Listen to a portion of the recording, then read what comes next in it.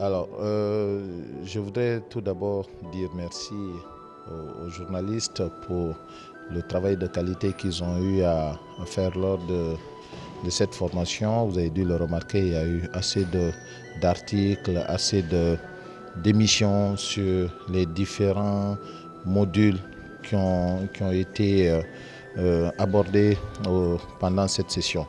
Alors cette formation, les thématiques qui ont été abordées sont entre autres le montage de dossiers de financement, la maîtrise des procédures opérationnelles du Fonds de développement des arts et de la culture, le leadership, le développement personnel, la connaissance de la nouvelle politique culturelle nationale, donc les difficultés liées à la circulation des œuvres culturelles, et aussi des artistes, et aussi la valorisation de notre patrimoine. Donc voici en quelque sorte, en quelques lignes, des thématiques qui ont été abordées. Il y a aussi un point essentiel qui a été aussi abordé à la fois par les formateurs mais également par un mécène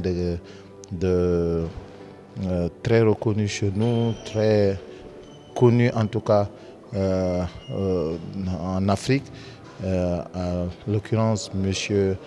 Antonio Soare, qui est venu parler du marketing et qui est rentré dans les détails pour expliquer un peu la différence entre le sponsoring et le mécénat.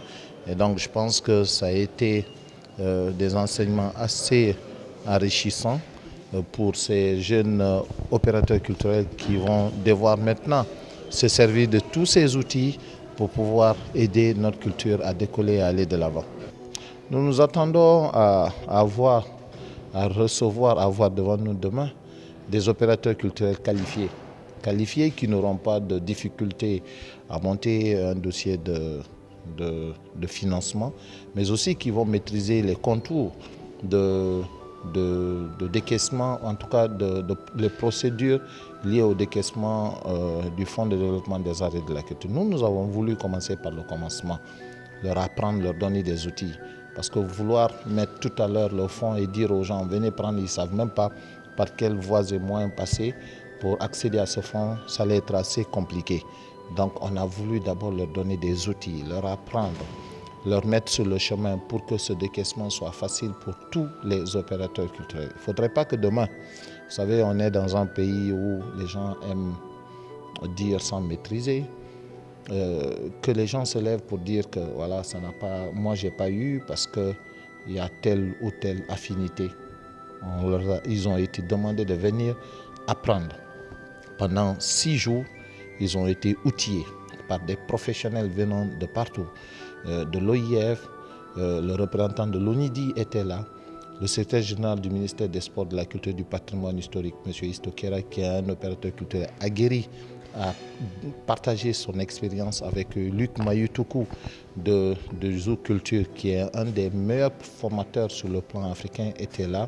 Amirou Konté de Festicalum, le ministre Amirou Konté, est venu également partager cette expérience avec eux. Donc, beaucoup de cadres compétents de la culture, en tout cas africaine, sont venus leur transmettre le savoir. À eux maintenant de s'approprier et de monter des dossiers qui vont répondre aux critères.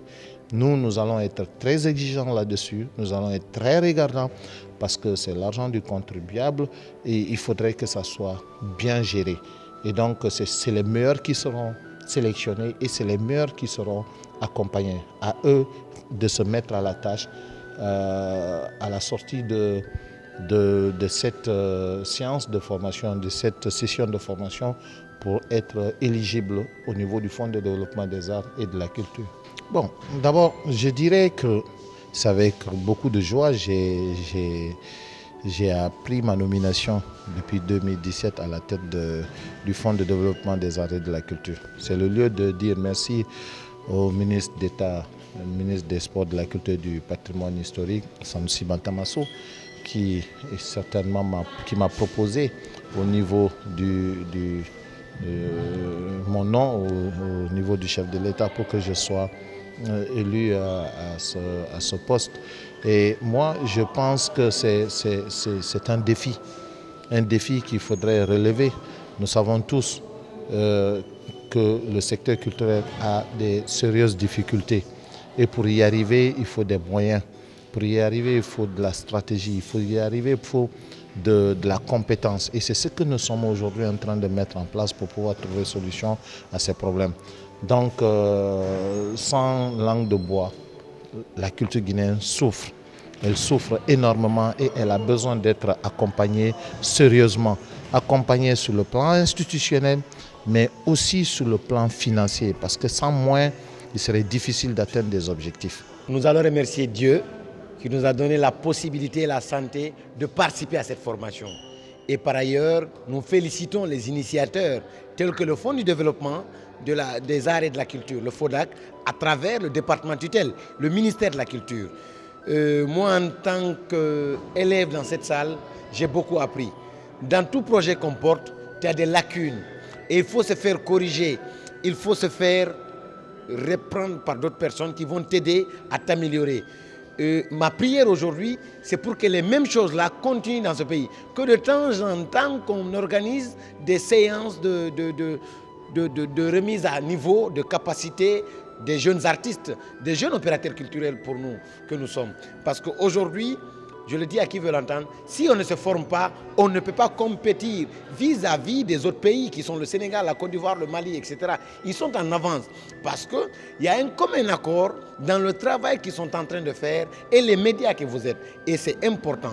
Donc pour moi, c'est un plaisir immense. Au nom du label Soudou Dardia que je représente ici, au nom de l'association des troupes artistiques de Guinée dont je suis le président, au nom de la fédération guinéenne des comédiens Fegiko dont je suis le vice-président. Aujourd'hui, notre rôle demain, c'est de rendre compte, c'est-à-dire restituer pour que les 40 troupes qui sont à la table, pour que les 4 associations qui sont au sein de la fédération, sinon les travailleurs au sein de Soudou Dardia, qu'ils puissent comprendre ce que c'est que cette formation. 5 jours, tu vois déferler des grands maîtres conférenciers, tels que M. Bérété qui nous a engagés en développement personnel, tels que ces 2 formateurs à la personne de M. Lick et de M. Sagna, tels que M. Antonio Soare, cette personne-là qui a vécu des expériences, à qui on a appris.